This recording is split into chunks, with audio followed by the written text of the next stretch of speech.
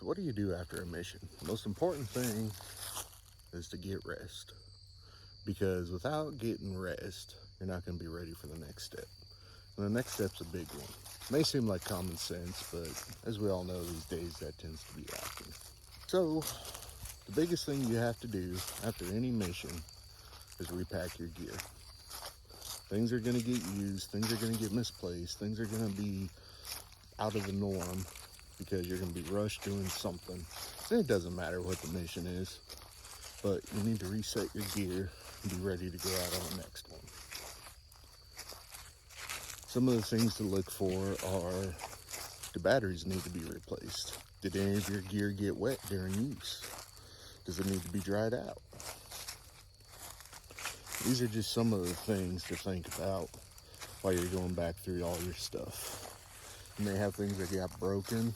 You may have found things that didn't fit quite right. Maybe you need to buy some new gear. Or maybe you found you carried out too much with you and didn't use it anything, and so maybe you can lighten your pack a little bit. And then, what lessons did you learn from your current mission that you could use on your next? So, as some of you may know, I run a company called Finney Tractor Works, and we specialize in small acreage land clearing jobs and doing driveways. So, I had a job this last week where I was to clear about 3 acres of land for some people, and it is heavily wooded, and nobody's ever lived on this residence before. So out of 30 acres, I had to pick some area for them to build a homestead and had to start clearing it. Just because it's not a, gun-toting mission, although if you're carrying every day and you're serious about your own well-being, every mission's a gun mission, right? So I got to use a lot of gear this weekend to figure out what works, what doesn't, what needs to be replaced, and how well can that incorporate into other jobs. So this weekend I had Jared with me, Jared Markle, and he was a huge help, first off. So thank you, Jared. Second, we got to use gear together. I insisted that we both had bump helmets. He had a hard-headed veterans, and mine is some cheap Amazon knockoff. As far as comfort level, he can attest to his gear better than I can. For me, the Chinese knockoff worked well. Granted, there wasn't bullets flying. It was only tree limbs and thorn bushes. But, still gave it a chance to be used, to be worn, to be sweated in, to be used. Some gear malfunctions I found was the PTT button that I was using failed. I was able to talk and communicate, but I wasn't able to receive. Now, I don't know how many of y'all have ever done group activities, but it's important, even as a leader, that you need to be able to hear what your guys are doing and what situations could they need help with. So that's important to use. And speaking of leadership, some things that you need to understand is morale. There's several of you guys that have been on camping trips with my wife or me or both of us together. You understand we don't eat light, and we roll in heavy with a lot of stuff. It's important to be able to feed your people with good nourishment in order to get the job done. Jared's made the joke several times now that no matter when a camping trip is, I'm always invited because he knows I'm going to bring good food. That's a morale thing. We're out in the middle of the woods in Arkansas, and we're cutting trees, sweating for, 8-10 hours a day, running chainsaws, running the tractor, doing a lot of heavy walking, carrying the chainsaws, carrying gear, running back and forth to change chains, to refuel. We learned to set up some refueling stations, but we had to keep moving all that equipment around because, you know, clearing several acres of land is not a small job by any means. So again, communication. If one of us would move the gear, we needed to know, the other one needed to know where it was. We also had to stay in constant communication with the felling of trees. That way everybody knew which way things were going.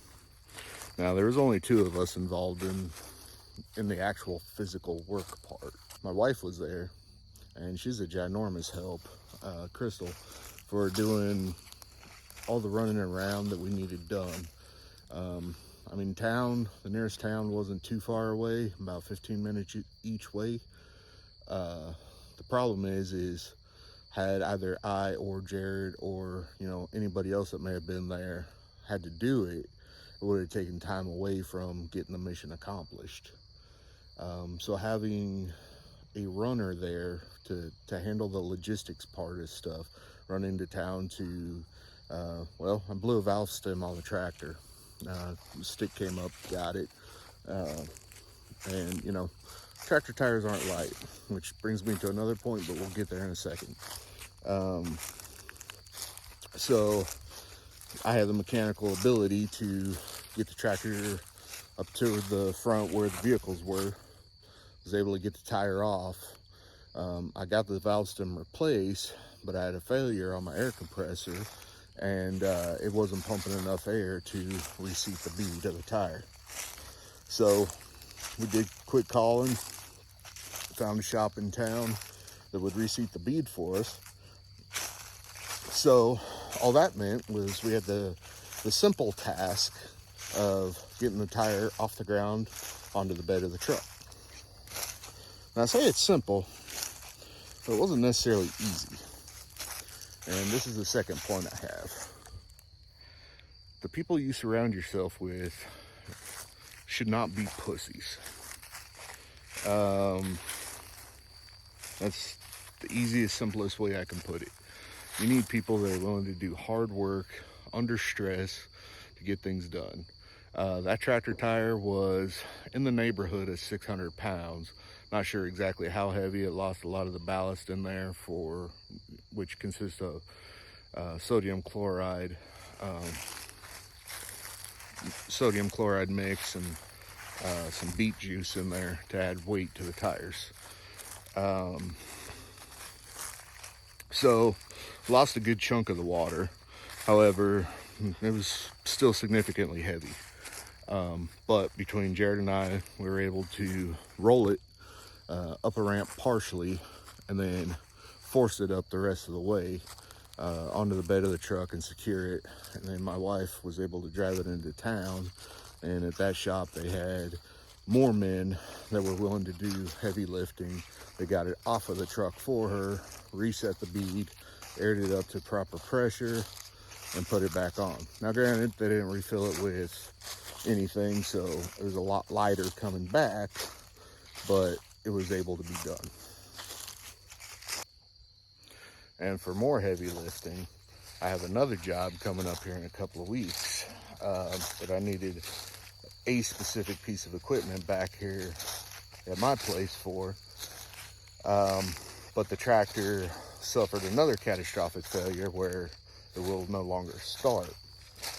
So we had to manually lift another 500-ish pound piece of equipment onto the truck and move it over closer to the trailer, and then move it from the trailer, or from the truck onto the trailer. Again, don't surround yourself with pussies. Have friends that are willing to do heavy lifting with you. Another thing, after you're surrounded with good people that are willing to help you out, make sure they get rewarded for their work. Again, it goes back to food and time spent.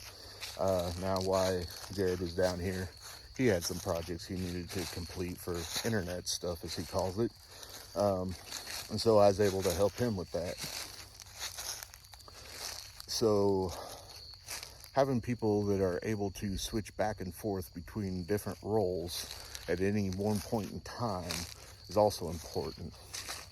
So you don't want to be a one-trick pony, right? You need to know how to cook, how to feed your people. If they have any problems come up, you need to know how to solve those as well.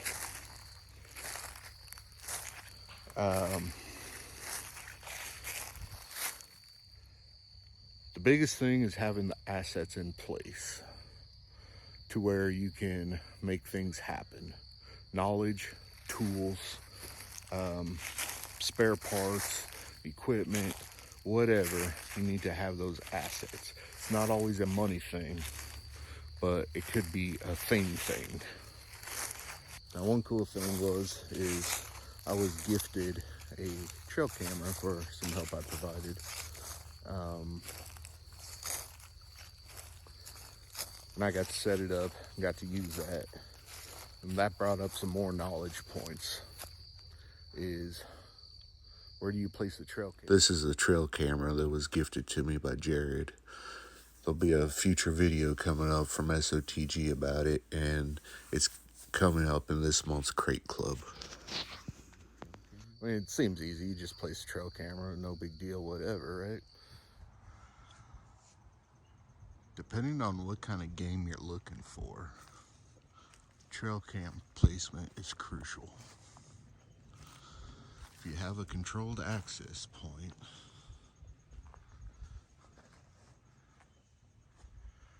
then you can place your camera where you know somebody's gonna have to, the game knows they're gonna have to pass. And if you don't know what to look for, then you'll catch them by surprise.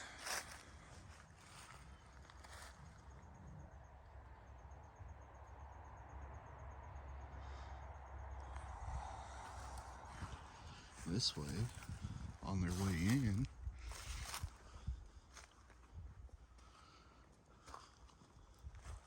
they can come in, but guess what? They have to come right back out. And this way, you will get a front and backside view. And should the game be driving a motor vehicle, you will for sure at least get one license plate. Keep that in mind. You'll notice on these clips that I'm walking back and forth, trying to get the positioning right, and everything else. The reason for this is I had to leave some equipment in the woods, be able to view my assets that are 5+ hours away and know that they're still safe and secure.